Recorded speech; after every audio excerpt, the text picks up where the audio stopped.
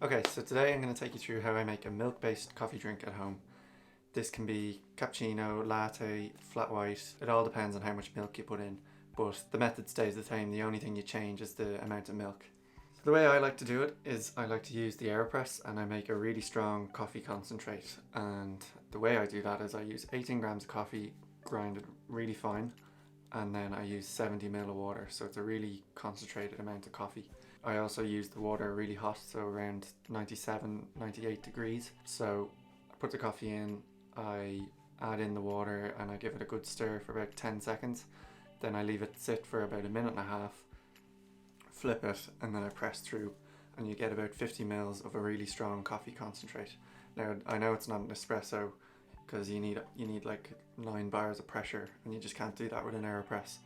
But one way to help increase the pressure a little bit is I like to use 2 paper filters as well, so just to give a little bit more pressure. So that's your coffee concentrate. Next is the milk. I like to use around 150 ml of milk to that coffee. It gives a nice flavour, but it's not too strong.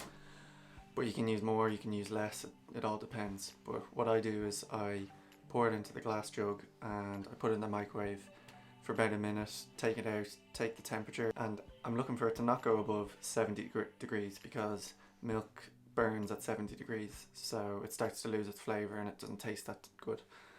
So I'm aiming to get it to about 65 degrees and then I take it out of the microwave. So I just do it in the microwave a couple of times, keep measuring it, and then once I get to 65 we're ready, and then I use the plunger on my French press. So what I do is I do 5 long plunges, which means the plunger starts outside the milk and goes down to the bottom and up. So we do that 5 times, that gets all the air into the milk, and then leaving the plunger within the amount of milk, I plunge 20 times, and that kind of creates this microfoam that the steam wand would do in a coffee shop. And then I transfer that into a pouring jug.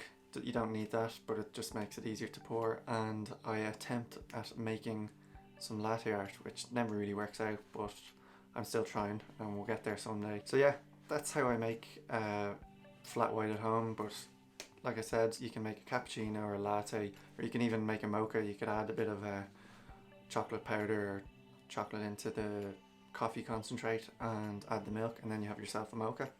So yeah, there's a few options with this recipe and it's really good. So I hope you enjoy and see you in the next one.